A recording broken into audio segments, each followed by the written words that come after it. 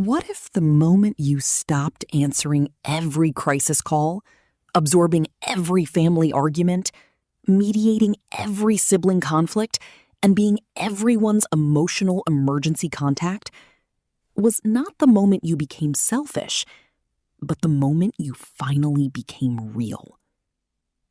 Here are two psychology and biology facts about what being the family therapist actually does to the person who never asked for that role.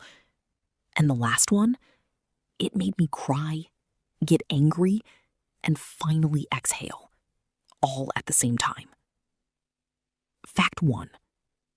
Here's something you didn't know, and something that might be the most important sentence you hear all year. Clinical psychologists studying family system dynamics found that the person who becomes the emotional regulator, the peacekeeper, the problem solver, the one everyone calls, is almost never the healthiest person in the family. They are almost always the one who experienced the most emotional neglect. Because here is the brutal truth of family psychology. Children who are not seen, not held, not emotionally cared for, learn that the only way to receive any closeness at all is to make themselves useful. Not lovable, not worthy, just useful. And so they become the therapist, the fixer, the anchor. Not because they are strong, but because somewhere deep inside they believe that being needed is the closest thing to being loved. Right now, ask yourself, do you help people because it fills you up, or because it feels dangerous to stop? The answer will tell you everything. Try it. You weren't chosen because you could handle it. You were chosen because you were too young to say no. And if you want psychology that finally names the thing that has been living rent-free in your chest for years, like and subscribe. Studies show that people who do begin releasing roles they were never meant to carry. Fact 2. This last one, nothing prepared me for this.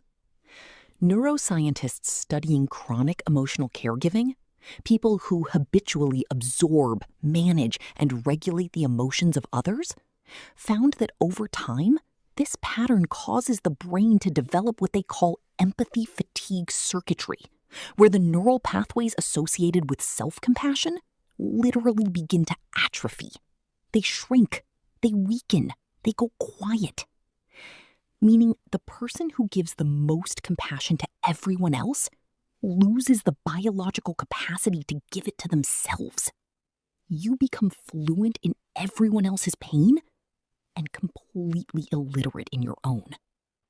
And here is the part that shook me to the ground.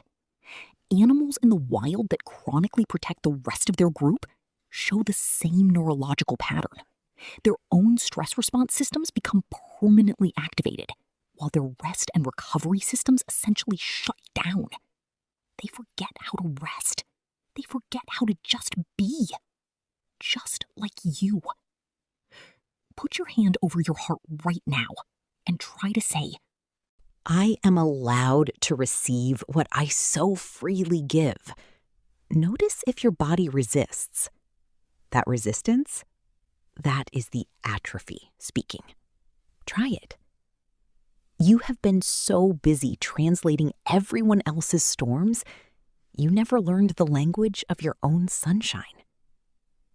That last fact amazed me, because it means every time you answered that call, absorbed that tension, smoothed over that conflict, a little more of your capacity for self-compassion quietly went dark. And the moment you stop, the moment you finally hand back a role you were handed way too young, those pathways don't disappear forever. They can come back. They can rebuild.